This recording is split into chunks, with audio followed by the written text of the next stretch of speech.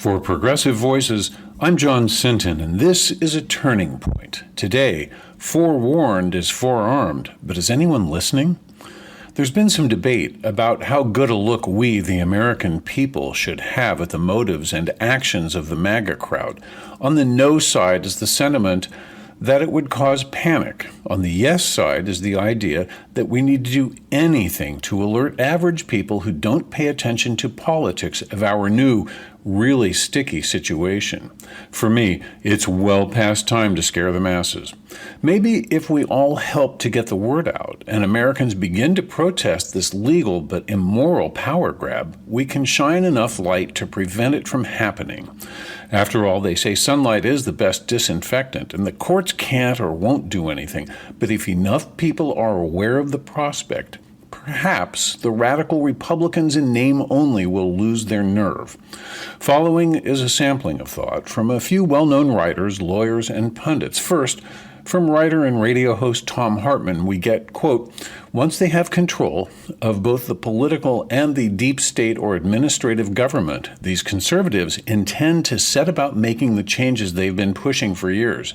They include ending gay marriage and criminalizing being trans, outlawing abortion and most forms of birth control, ending the teaching of Black history, outlawing diversity, equity, and inclusion initiatives as well as affirmative action, shutting down most functions of the EPA so the fossil fuel and chemical industries can do whatever they want with our air and water, ending enforcement of our anti-monopoly laws, firing thousands of IRS investigators to make America safe for morbidly rich tax cheats, shutting down all green initiatives and instead drill, baby, drill, selling off public lands and parks to the highest bidders, privatizing Social Security and ending traditional Medicare, and ending federal funding for public schools and colleges.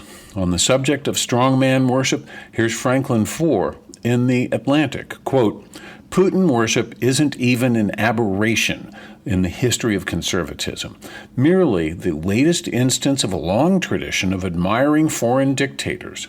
Over the past century, without ever really blushing, the American right has similarly celebrated the likes of Adolf Hitler, Francisco Franco, and just about every Latin American military junta that called itself anti-communist.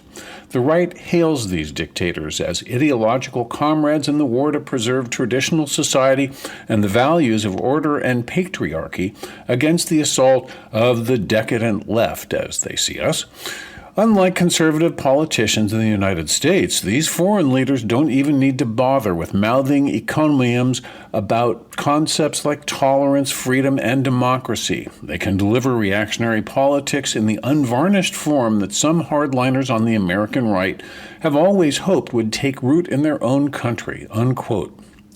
Now, these observations on how to run against democracy from Barbara McQuaid's new book, Attack from Within. You may know her as a former federal prosecutor. She's on television a lot. The logic here is breathtakingly simple. It reminds us, in the words of Mark Twain, that it is easier to lie to someone than it is to convince them that they've been lied to. Number one, convince people the country is in decline. Number two, repeat the falsehood that elections are fixed, therefore the courts are fixed by illegitimate judges who are elected in unfair races or were appointed by people who stole an election. Therefore, number three, you can't trust them or law enforcement, including the Department of Justice, the FBI, prosecutors, etc. Therefore, the rule of law is destroying democracy. How's that? Her thesis, with which I wholeheartedly agree, is that disinformation erodes respect for the rule of law. Our strength is our vulnerability in that the rule of law relies on honest and ethical people who put the country over political parties, personal power, and authoritarians. Here's Thom Hartmann again, quote, the best way to prevent this from happening is to widely publicize their scheme so public opinion will become so intense that they fear the consequences, unquote. The problem, as McQuaid points out, is disinformation. We've managed to maintain our integrity through the years because we shared the same media universe. For most of our history, we have all pulled together when it mattered most. Because of our history, replete with examples of authoritarians claiming biblical support of slavery, blocking school entrances, or beating peaceful protesters on a bridge in Montgomery or at a convention in Chicago, we thought it couldn't happen here. But that depended on honorable people upholding our long-tested ethical standards. The Confederacy tried to undermine the majority.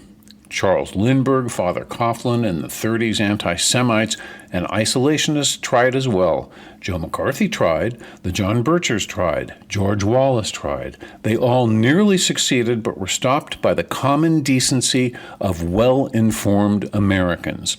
It wasn't until the current age of disinformation that we wound up on today's frightening path.